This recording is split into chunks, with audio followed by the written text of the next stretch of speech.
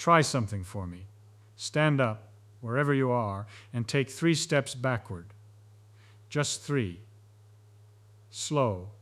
Now. Did you notice what happened? Not in your legs. Everybody notices the legs. I mean in your head. There was a moment, just a fraction of a second, where everything got louder, more present. Your eyes got sharper. Your ankles started reporting in like they suddenly remembered they had a job to do. You went from coasting to computing, and you did not decide to do it. Your brain did it for you. The question is, why?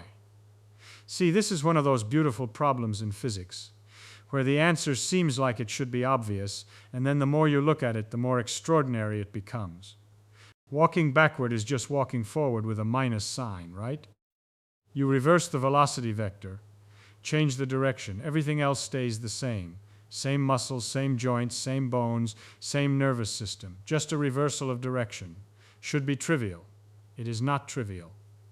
It is one of the most dramatic computational shifts your brain can undergo during waking life, and it happens in less than a second. And the consequences ripple through every layer of your nervous system, from the cerebral cortex to the soles of your feet. And nobody told your brain to do any of it. It just did it. So let us figure out why. The first thing you need to understand is how walking forward actually works, because most people have never thought about it, and the answer is quite surprising. You might assume that you walk forward by deciding to walk forward. You think, I would like to go to the kitchen, and your brain plans the route, sends commands to the muscles, monitors the execution, and you end up at the refrigerator. Conscious decision, conscious control, conscious execution. That is almost completely wrong. Walking forward, the kind you do every day, the kind you have been doing since you were about a year old, is run almost entirely by structures below the level of conscious awareness. There is a set of nuclei deep in the brain called the basal ganglia, ancient structures, evolutionarily very old, and they handle the sequencing of habitual motor patterns. Once a motor sequence has been practiced enough times, the basal ganglia take it over. They run it automatically. They do not consult the cortex. They do not need to. The pattern is stored, the timing is calibrated, and the whole thing executes like a program that has been compiled and no longer needs the source code. Below the basal ganglia, there is the cerebellum. Beautiful structure. It sits at the base of your skull, behind the brainstem, and it weighs about 150 grams, roughly the size of your fist. But here is the thing about the cerebellum that always astonishes me. It contains more neurons than the entire rest of the brain. Estimates run from about 69 billion to 80 billion granule cells packed into that folded surface. More neurons in that one small organ than in the vast expanse of cerebral cortex that we associate with everything we call thinking. What does the cerebellum do? It predicts. It runs a continuous forward model of every movement you make. Before your foot hits the ground, the cerebellum has already predicted where the ground will be, how hard the impact will be, how much your knee will flex, how your weight will transfer. It compares the prediction with the actual sensory feedback, and if the prediction is accurate, the movement is smooth and no correction is needed. If the prediction is wrong, the cerebellum computes an error signal and adjusts the next step. This happens in milliseconds. You never feel it happening. And then, even deeper, at the level of the spinal cord, there are what we call central pattern generators.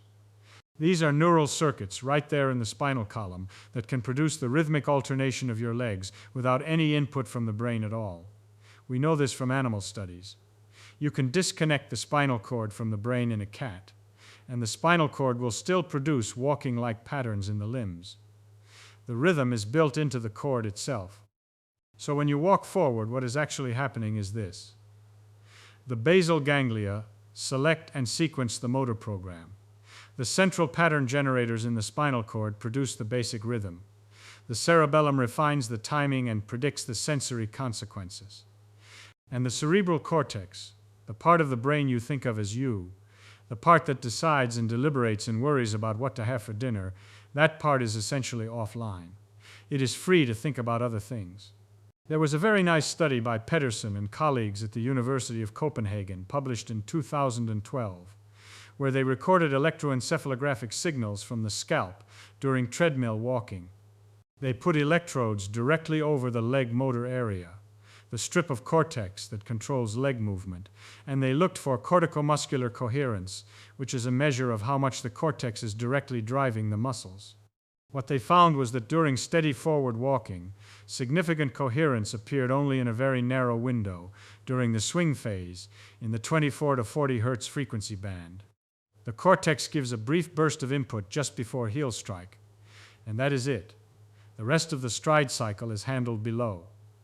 Your brain has automated walking so completely that the cortex barely participates. This is efficient. This is elegant. This is exactly what a well-engineered system should do. Push the routine operations down to the lowest level that can handle them and free up the expensive hardware for novel problems. I used to think about this in terms of computer design. When you build a computer, you do not have the central processor handle every routine operation. You build dedicated hardware for the repetitive stuff, input-output controllers, graphics processors, memory management units, and you let the central processor focus on the novel computations that only it can do. The brain does the same thing. It has dedicated hardware for walking, the basal ganglia for sequencing, the pattern generators for rhythm, the cerebellum for prediction and error correction, and it reserves the cortex, the most expensive neural real estate in the system, for problems that actually require general-purpose computation. This is wonderful engineering, but it has a consequence that nobody thinks about until it matters. If the cortex is not engaged during forward walking, then forward walking does not exercise the cortex. If the cerebellum is not generating prediction errors during forward walking, then forward walking does not challenge the cerebellum. If the proprioceptive system is reporting the same signals in the same order it has reported for 50 years, then forward walking does not stimulate proprioceptive adaptation. The entire higher-order motor and cognitive system is left idle, and in the nervous system, idle means atrophying. Circuits that are not used get pruned. Connections that are not activated weaken. White matter tracts that carry no traffic thin out. Forward walking keeps the cardiovascular system healthy, while the neural control systems that manage balance, spatial awareness, and motor learning quietly degrade from disuse. Nobody mentions this. Nobody prescribes against it. But it is happening in every person who walks the same routes at the same speed on the same surfaces day after day, year after year. Now reverse the direction and watch the whole architecture come apart. I want you to think about what changes, physically, when you reverse a step. In forward walking, the heel contacts the ground first. The knee flexes under load as your weight transfers onto the leading foot. The quadriceps muscles, the big muscles on the front of your thigh, contract eccentrically, meaning they lengthen while generating force. They are acting as shock absorbers. They slow your descent as gravity pulls your weight onto the forward foot. The hip flexors swing the trailing leg forward, and the whole cycle repeats. Heel, flex, absorb, swing. Heel, flex, absorb, swing. 200 million repetitions over a lifetime, give or take. Now reverse it. In backward walking, the toe contacts the ground first, not the heel, the toes. Immediately, the entire temporal sequence of joint angles is inverted. The knee extends during early stance instead of flexing.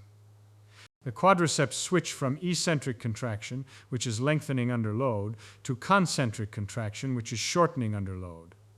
Instead of absorbing impact, they are actively pushing the body backward. This changes the mechanical loading on the joint itself. There was a study published in the Journal of Biomechanics that measured patellofemoral compression forces, the forces pressing the kneecap against the groove in the thigh bone during forward and backward running at the same speed. Forward running produced peak forces of 4.5 times body weight. Backward running dropped that to 3.5 times body weight, which is about a 24% reduction. And over 93% of that difference was explained by the reduced knee extensor moment during the reversed gait. So the forces on the joint go down, but the muscular effort goes up. The muscles work harder while the joint is loaded less. That is an interesting trade-off, and it matters clinically, but it is not the part I find most interesting. The part I find most interesting is what happens to the signals. See, every joint in your body is wired with sensors. In the muscles, you have muscle spindles, tiny stretch receptors embedded in the muscle fibers that detect changes in length. If the muscle is stretching, the spindle fires. If the muscle is contracting, the spindle quiets.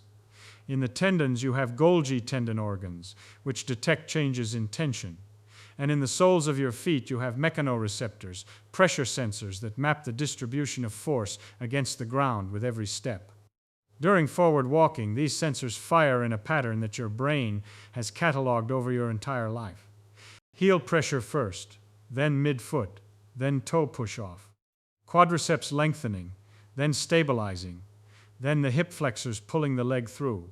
Every signal arrives in the expected order, at the expected time, with the expected magnitude. The cerebellum's forward model matches the incoming data. No errors. No corrections needed. Reverse the motion, and every signal arrives in the wrong order. The pressure starts at the toes, not the heel. The quadriceps shorten when they are expected to lengthen.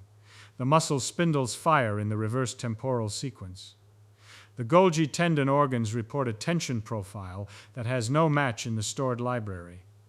Every proprioceptive signal, and proprioception is just the word for the sense of where your body is in space, every one of these signals comes in backward, like playing a recording in reverse. Now here is where it gets really interesting, because it is not just the proprioception. There is the vestibular system. In your inner ear, you have 3 semicircular canals, tiny fluid-filled tubes oriented in 3 orthogonal planes, like the 3 axes of a coordinate system. When your head rotates, the fluid, called endolymph, lags behind due to inertia, and hair cells in the canals detect the lag and report the angular acceleration to the brainstem. You also have the otolith organs, the utricle and the saccule, which are chambers lined with hair cells embedded in a layer of calcium carbonate crystals. These detect linear acceleration and the pull of gravity. Together, the semicircular canals and the otolith organs tell your brain which way your head is moving and which way is down. During forward walking, the vestibular system reports a consistent pattern. The head bobs in a predictable rhythm. The linear acceleration vector points forward and down. The relationship between head position and gravitational pull follows the same trajectory stride after stride. But when you reverse direction, the linear acceleration vector reverses. The relationship between head motion and visual flow inverts. And the vestibular signals, combined with the reversed proprioceptive stream and the reversed optic flow from the visual system, create what I would call a multisensory integration crisis. The brain receives 3 channels of information about body position and movement: vision, proprioception, and vestibular input. And under normal forward walking conditions, it assigns a stable weighting to each channel. Vision contributes about 1/3, proprioception about 1/3, the vestibular system provides the reference signal. These weights are fixed, because the brain trusts all 3 channels equally during familiar movement. Walk backward, and the weights destabilize. The visual flow moves in the unexpected direction relative to body motion. The proprioceptive sequence is temporally reversed. The vestibular system, which reports raw physics regardless of familiarity, becomes the only reliable anchor. So the brain has to recalculate in real time with every step how much to trust each channel. It has to solve a problem it has not solved in decades, possibly ever, and it has to solve it at the speed of locomotion, which means milliseconds per correction. Let me give you an analogy. Imagine you are navigating a ship using 3 instruments: a compass, a radar, and a star chart. Under normal conditions, all 3 agree, and you trust them equally. Now suppose you sail into a magnetic storm. The compass starts giving you reversed readings. The radar still works. The star chart still works. But the compass is now lying to you. You have to very quickly figure out which instruments to trust and which to discount.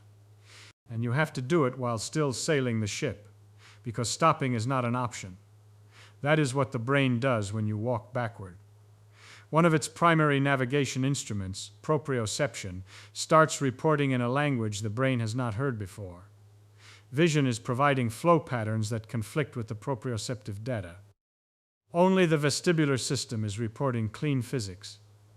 And the brain, which has to keep you upright and moving, has to recompute its trust allocation across all three channels at the speed of each footfall. This is an extremely demanding computation. Neuroscientists call it sensory reweighting. I call it the brain's emergency calibration protocol. There was a study published in Frontiers in Aging Neuroscience that demonstrated exactly how powerful this calibration can be.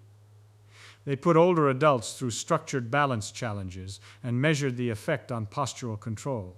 What they found was that the training reduced overactive proprioceptive feedback, a compensatory mechanism that develops with age, and restored vestibular orientation. And when they estimated the magnitude of the improvement, they calculated it was equivalent to reversing approximately 10 years of age-related balance decline. 10 years. Not by making someone younger, by giving their nervous system a problem it had forgotten how to solve, and making it solve it again. That wobble you felt when you took those 3 steps backward, that was not clumsiness. That was your central nervous system running a full sensory recalibration in real time. That is an extraordinary piece of computation, and your brain did it without being asked. Now, what does this recalibration look like from the inside? What is actually changing in the brain? This is where the electroencephalographic data gets interesting in a very specific way. There is a rhythm the brain produces called the mu rhythm, an oscillation in the 8 to 12 Hz frequency band that you can pick up with electrodes over the sensorimotor cortex. When sensorimotor neurons are idling, just sitting there with nothing to do, they tend to oscillate in synchrony, and that produces the mu rhythm. When those neurons are recruited for active processing, the synchrony breaks apart and the rhythm is suppressed. More suppression means more neurons pulled out of idle and into active service. A study published in Sensors in 2020 split the mu rhythm into 2 subbands. The lower band, mu1, runs from 8 to 10 Hz. The upper band, mu2, runs from 10 to 12 Hz. They measured both during forward and backward walking, and here is what they found. In the lower band, there was no significant difference. Forward walking and backward walking produced about the same amount of mu1 suppression, but in the upper band, the 10 to 12 Hz range, backward walking produced significantly larger suppression than forward walking. Not a little more, significantly more. Now, the upper mu band is specifically associated with active motor planning and sensorimotor integration. It is not the band that handles passive monitoring. It is the band that turns on when the cortex is actively computing a motor solution. Backward walking forces the motor cortex into a level of active engagement that forward walking simply does not require. There is more. A separate study on stroke patients, where researchers measured brain activity during 5 minutes of forward and backward walking, found that backward walking produced a significant increase in alpha band activity, specifically within the frontal cortex and the right parietal cortex. The frontal cortex, that is your executive planning center. The right parietal cortex, that is where spatial awareness and body position get integrated. Neither region showed significant changes during forward walking at the same speed. What this means is that when you reverse direction, the brain does not just increase the workload on the motor cortex. It recruits entirely different regions. Regions that handle planning. Regions that handle spatial reasoning. Regions that you would normally associate with solving problems, not with walking. And I think this is one of the most important points. This is not something you decide to do. You do not say, I think I will activate my prefrontal cortex now. The activation is involuntary. It is forced by the physics of the task. The brain has no choice but to bring its higher processing resources online, because the subcortical automation that handles forward walking cannot handle backward walking. The task demands have exceeded the capacity of the automatic system, and the cortex must step in. The brain is being tricked into working harder by the body, and it does not even know it is being tricked. Now let me take this one level deeper. What happens to the cerebellum when the prediction errors pile up? Remember, the cerebellum predicts. Every forward step you take, the cerebellum generates a prediction of the sensory consequences, compares that prediction with the actual input, and if there is a mismatch, it computes an error signal and sends corrections upward through a structure called the superior cerebellar peduncle. That peduncle is essentially a cable, a bundle of white matter tracts that connects the cerebellum to the thalamus and from there to the motor cortex. It is the communication highway through which cerebellar corrections reach the rest of the brain. During forward walking, this system hums along with almost no errors. 200 million repetitions have made the predictions nearly perfect. The error signals are tiny. The corrections are minimal. The peduncle carries a trickle of traffic. Reverse the direction, and the error signals explode. Every proprioceptive signal arrives in the wrong order. Every prediction fails. The cerebellum is suddenly computing enormous error corrections, step after step, and sending them upward through that peduncle at a rate it has not handled in years. Nora Fritz at Wayne State University published a study in the January 2026 issue of the Journal of Neurologic Physical Therapy that looked at exactly this. Fritz and her team put individuals with multiple sclerosis through an 8-week backward walking program, combining treadmill and overground training. They did diffusion tensor imaging of the brain before and after the intervention, which is a way of measuring the structural integrity of white matter tracts. And they looked at 3 specific regions: the body of the corpus callosum, which is the bridge connecting the 2 hemispheres of the brain; the superior cerebellar peduncle, the cable I just described; and the corticospinal tract, the highway carrying motor commands from the cortex down to the spinal cord. After 8 weeks of backward walking, they found measurable structural changes in all 3 white matter tracts. Now let me be careful here. This was a small study, a case series, and it was conducted in a population with a specific neurological condition. Larger trials in healthy populations are needed before we can generalize. But the finding that the cerebellar peduncle, the specific tract that carries prediction error corrections from the cerebellum to the cortex, showed structural remodeling after backward walking training. That is anatomically exactly what you would predict from the mechanism. The cerebellum, flooded with prediction errors it has never had to handle at this rate, strengthens the wiring it needs to transmit those corrections. Use a cable more, the cable gets thicker. It is the same principle as muscles. Demand drives adaptation. And the cerebellum is not the only structure adapting. The errors cascade through the entire system. The cerebellar corrections reach the motor cortex, which must now incorporate novel correction signals into its motor plans. The motor cortex adjustments propagate down through the corticospinal tract to the spinal cord, where the pattern generators must modify their rhythms. And the sensory cortex, receiving all this reversed proprioceptive and vestibular input, must remap the relationship between sensory signals and body position. One reversal of direction, one change from plus to minus, and the entire chain from cortex to spinal cord is forced into a state of active recalibration. But here is the part that really surprises me: the cognitive effects. You would expect motor changes. You reversed a motor task, so motor circuits adapt. Fine. But why should walking backward affect thinking? Why should reversing the direction of locomotion have anything to do with memory, or attention, or problem solving? Aksentijevic at the University of Roehampton, along with Brandt, Chakanikos, and Thorpe, published a study in the journal Cognition in 2018 that demonstrated something I find genuinely striking. They had 114 participants watch a video of a staged crime, a woman having her bag stolen. Then they split the participants into groups. One group walked forward 10 meters. One group walked backward 10 meters. A control group stood still, and they all answered 20 questions about what they had seen. The backward walking group got an average of 2 more answers correct than either the forward walking group or the standing group. 2 more answers from walking backward 10 meters.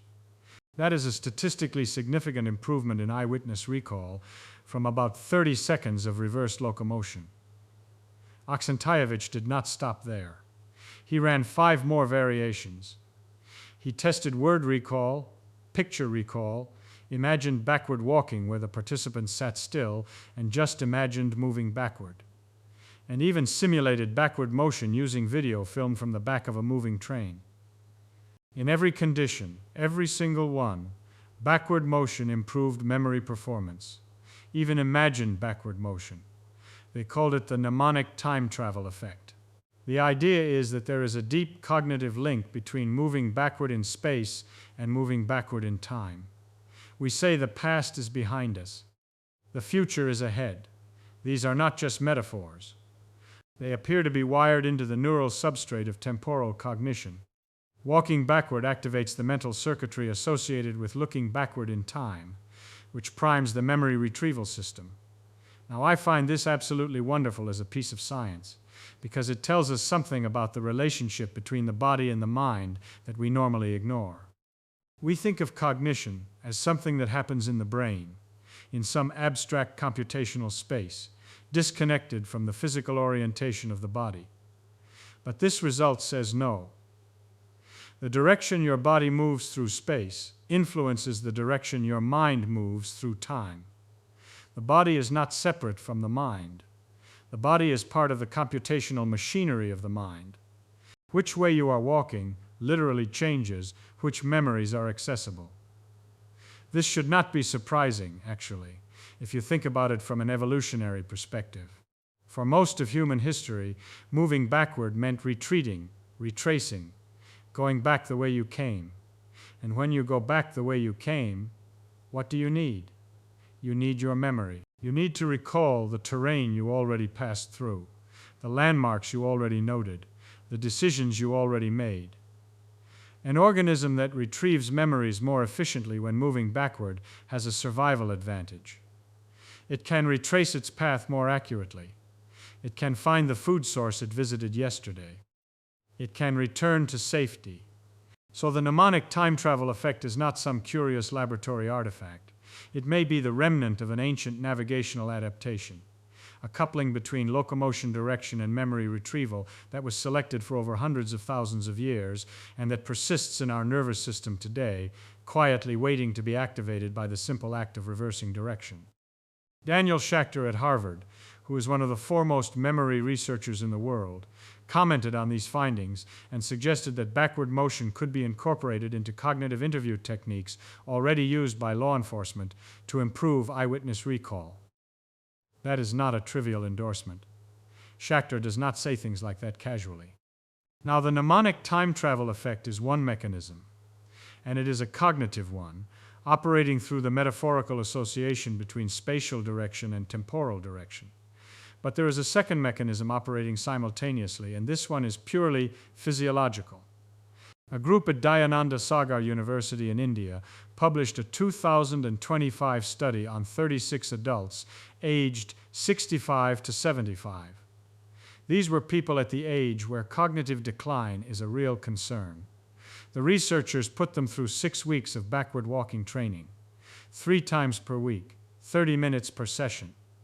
They used 4-minute sets of backward walking with 5-minute rest intervals. Nothing extreme, nothing requiring special equipment.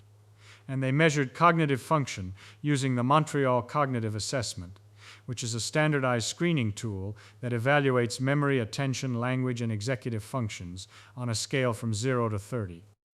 Before the training, the group averaged a score of 25. Now, 25 on the Montreal Cognitive Assessment is a threshold. A score of 25 suggests that further assessment may be warranted. It can indicate mild cognitive impairment. It is the score where a doctor starts paying attention. After 6 weeks of backward walking, the average score rose to 27.7.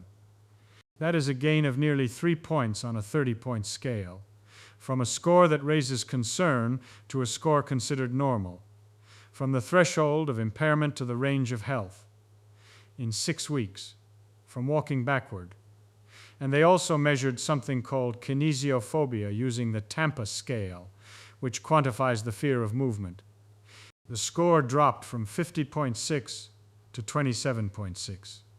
These people were not only thinking more clearly, they had lost their fear of moving. They had regained confidence in their own bodies. How do we connect the motor changes to the cognitive changes? What is the physical link? I think the answer runs through a protein called brain-derived neurotrophic factor, which the researchers abbreviate as BDNF. This is a molecule the brain uses as a growth signal. BDNF promotes synaptic plasticity, the ability of synapses to strengthen or weaken in response to activity. It supports the survival of existing neurons. It stimulates the growth and differentiation of new ones. Physical exercise triggers the release of a ketone body called beta-hydroxybutyrate. This ketone crosses the blood-brain barrier and activates specific promoter regions on the BDNF gene, particularly promoter 1, which is activity-dependent. Slyman and colleagues at the Salk Institute demonstrated this mechanism and published it in the journal eLife in 2016. Exercise does not just make you feel better. It literally changes gene expression in the brain. It turns on the growth signal. Physical exercise has been shown to increase BDNF synthesis in the human brain by as much as 3-fold, 3 times the baseline level. Not a modest increase, a tripling. Now, all exercise does this, including forward walking. But backward walking adds something that forward walking does not. It adds cognitive demand. Forward walking is automatic. The cortex is offline. The prefrontal regions are free to wander. Backward walking forces the prefrontal cortex, the motor cortex, the parietal cortex, and the cerebellar thalamocortical loop into active engagement. The BDNF released by the physical exertion arrives in a brain that is already activated, already computing, already demanding synaptic resources. The growth signal arrives precisely where and when the demand for growth is highest. It is like the difference between sending building materials to an empty lot and sending building materials to a construction site where the workers are already on the job. Same materials, very different outcome. Think about it this way. If you go for a gentle forward walk, your body releases BDNF. Good. But the BDNF arrives in a brain where the cortex is daydreaming, the cerebellum is coasting, and the prefrontal regions are processing whatever you happen to be worrying about. The growth signal is there, but the demand for growth is low. The construction workers are on a coffee break. Now walk backward. Your body releases BDNF, same as before, because the physical exertion triggers the same beta-hydroxybutyrate pathway. But now the BDNF arrives in a brain where the motor cortex is firing at unprecedented rates, the cerebellum is computing more error corrections per second than it has in years, the prefrontal cortex is managing spatial planning and inhibitory control, and the proprioceptive processing centers are remapping signal sequences they have never encountered in this order. Every region that uses BDNF for synaptic strengthening is simultaneously demanding synaptic strengthening. The growth signal arrives at a construction site where every worker is already building as fast as they can and screaming for more materials. The principle is not complicated. It is just rarely exploited. Most exercise programs target either physical exertion or cognitive challenge, but not both simultaneously. And most cognitive training programs target mental effort without any physical exertion at all. Backward walking is one of the few activities that produces both at the same time, not because it was designed to, but because the biomechanics of reverse locomotion force the brain into a state of active computation that forward locomotion does not require. The dual stimulus is an emergent property of the physics, not a design feature of the exercise. And that makes it free. Now, I should be honest with you about what we know and what we do not know, because that matters. The motor cortex shift is well established. Multiple studies using electroencephalographic recording have confirmed that backward walking produces significantly greater cortical activation than forward walking. The Mu rhythm data is clean, the effect is robust, and the interpretation is straightforward. I consider this solid.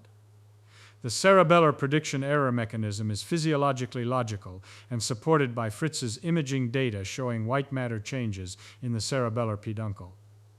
But that study was small, and it was conducted in a population with multiple sclerosis, not in healthy adults. The anatomical reasoning is sound. The physics predicts exactly what was observed, but we need replication in larger samples and in neurologically typical populations before we call this established. The proprioceptive reversal is biomechanics. It is physics. The reduced joint forces, the switch from eccentric to concentric quadriceps activation, the reversed temporal sequence of sensory signals, these are measured facts. No ambiguity. The cognitive effects sit in a middle tier. Aksentijevic replicated the mnemonic time travel effect across 6 experimental conditions within the same study, which is encouraging. The Dayananda Sagar Mocha improvement is significant, but the study used a quasi-experimental design without a control group performing an equivalent amount of forward walking. We cannot fully separate the backward walking effect from the general effects of exercise, social engagement, or reduced anxiety about movement. The BDNF connection is the most speculative link. Exercise raises BDNF. Backward walking is exercise. Therefore, backward walking raises BDNF. That logic is valid, but no one has directly compared BDNF levels after backward versus forward walking at matched intensity. We do not know whether the additional cognitive demand of backward walking produces a greater neurotrophic response. The hypothesis is physiologically plausible. It is not confirmed. What I can tell you is that every study measuring a functional outcome of backward walking, motor, cognitive, or structural, has reported improvement. The direction of the effect is unanimous. The magnitude varies. The mechanisms are partially understood. But nobody has done the study and found that backward walking makes things worse, or does nothing. That consistency across diverse outcomes and diverse populations is, to my mind, meaningful. Now let me tell you what bothers me. What really bothers me about all of this.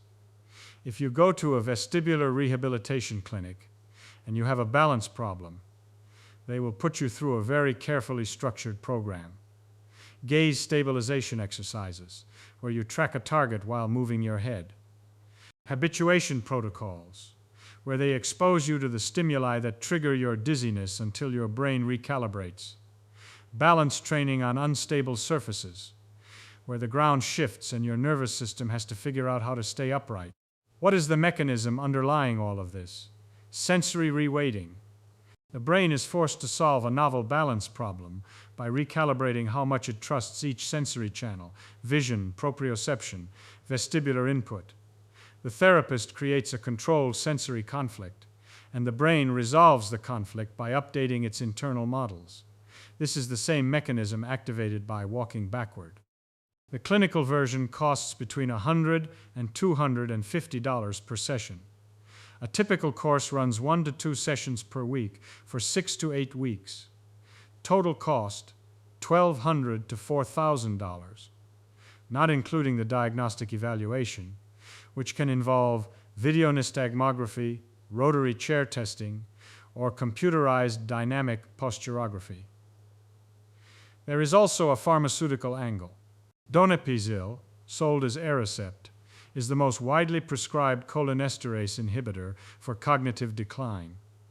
One of its documented effects, beyond its primary mechanism of preserving acetylcholine, is that it increases brain-derived neurotrophic factor levels in the central nervous system. It costs roughly $300 to $600 per month, and it is prescribed indefinitely. Exercise, particularly novel motor exercise that demands cognitive engagement, activates the same BDNF pathway through a different mechanism.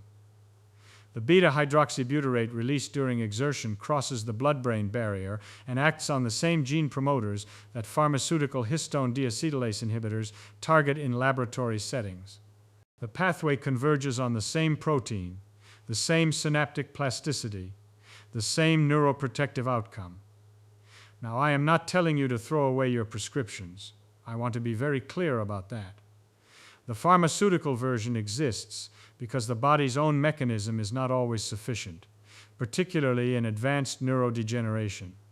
A drug delivers a precise, consistent, controlled dose.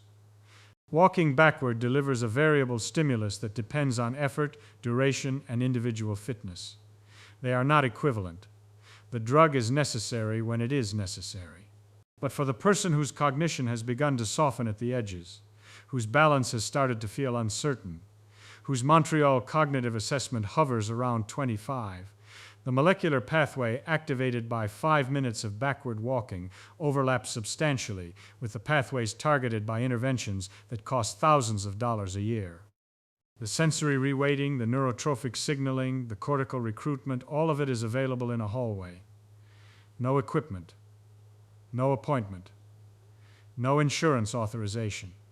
And there was a lovely study published in Geroscience in 2026 from Kyushu University in Japan. They tested 90 community-dwelling older adults and found that backward walking speed, just how fast you can walk backward, was a reliable predictor of balance capacity and fall risk. It correlated strongly with established clinical assessments, including the timed up and go test and balance confidence scores.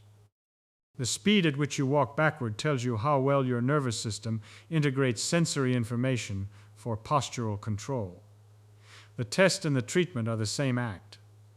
Walking backward both reveals the state of the system and improves it. That kind of efficiency is rare in medicine. That kind of efficiency is what a physicist likes to see. There was a study, I should mention this, in Frontiers in Aging Neuroscience on balance training in the elderly. They put older adults through structured balance challenges and measured the effect on their postural control systems. What they found was that the training reduced overactive proprioceptive feedback, which is a compensatory mechanism that develops with age, and restored vestibular orientation. And when they calculated the magnitude of the effect, they estimated it was equivalent to reversing approximately 10 years of age-related balance decline. 10 years. Not by turning back the clock. By giving the nervous system a problem it had not solved in a long time and forcing it to solve it again.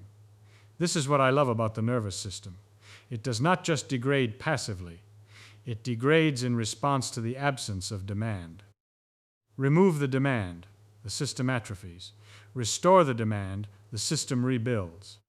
This is not unique to the nervous system, it is a general principle of biology, but the nervous system demonstrates it with particular elegance because the rebuilding is structural.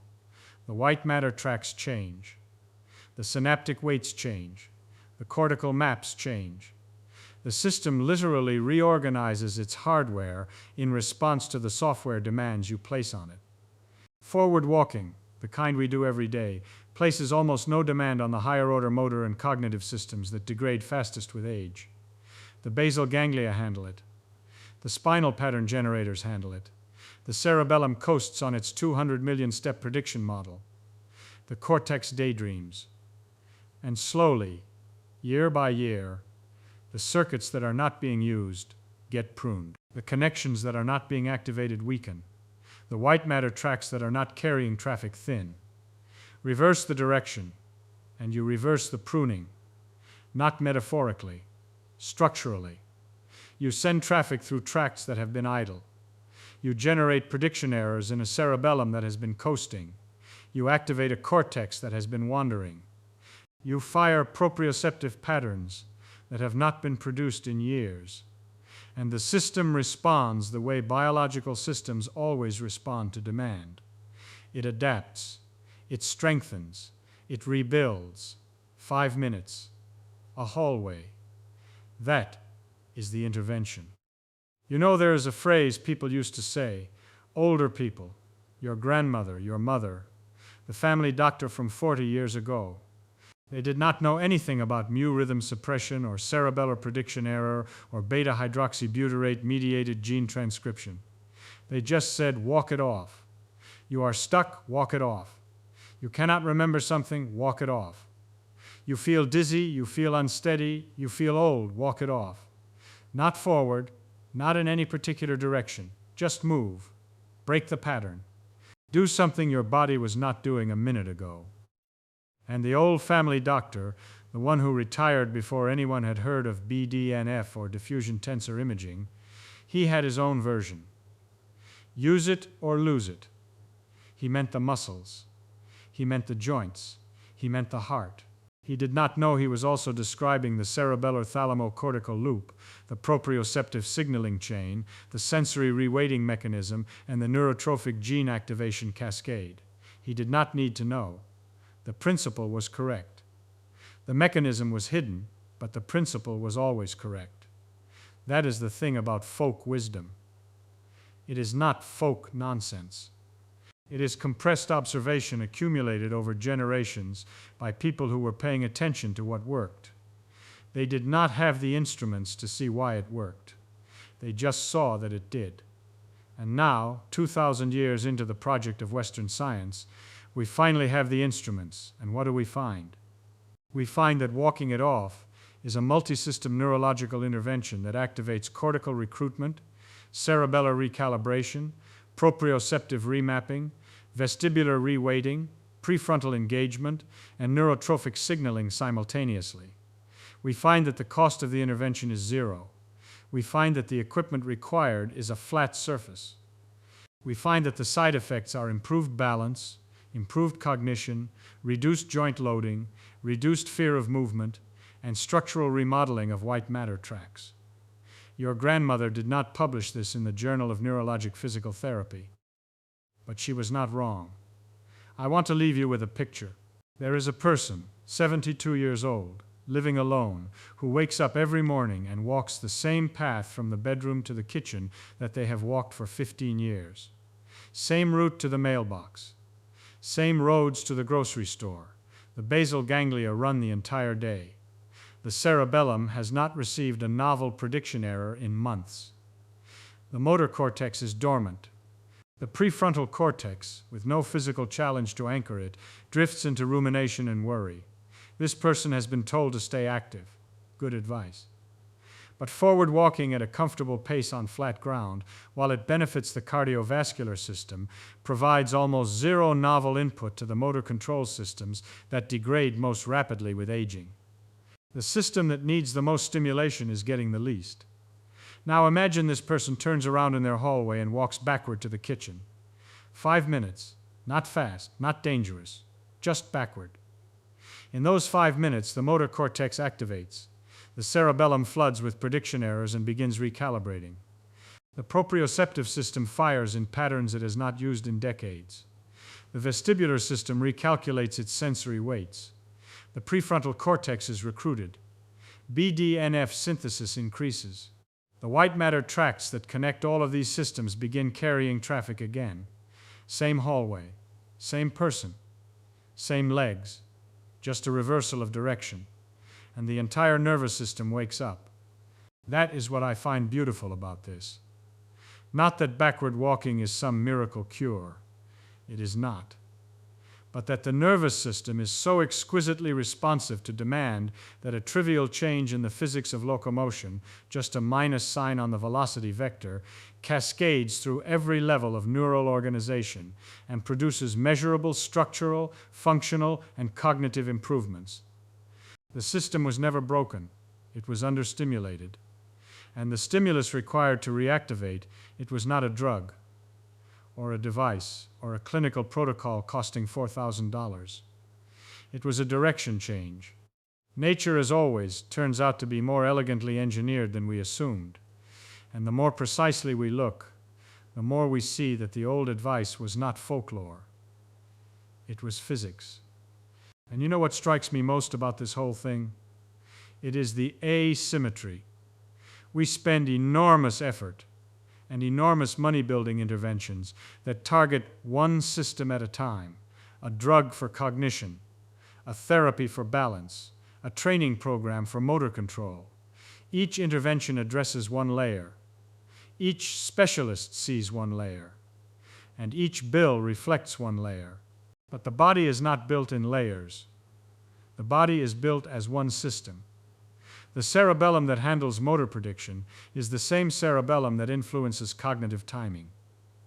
The proprioceptive system that reports body position to the motor cortex also sends signals to the parietal cortex for spatial reasoning. The BDNF that strengthens synapses in the motor cortex also strengthens synapses in the hippocampus. The system is unified. The interventions are fragmented. And walking backward, by some accident of biomechanical simplicity, activates the unified system as a unified system. It does not know about the disciplinary boundaries we have erected between neurology and physical therapy and cognitive science and pharmacology. It just reverses direction and lets the physics propagate through every connected circuit simultaneously. I think there is a lesson in that. Not just about walking, about how we think about intervention in biological systems generally. The most powerful interventions may not be the most targeted ones. They may be the ones that respect the connectedness of the system and provide a stimulus that the system can distribute according to its own architecture. The body knows where the signal is needed. The body knows which circuits are understimulated. All it needs is the right input, and the distribution takes care of itself. A direction change, a minus sign on the velocity vector. That is the input, and the body does the rest. Now, I would like to hear from you. Next time you take those steps backward, what do you notice first?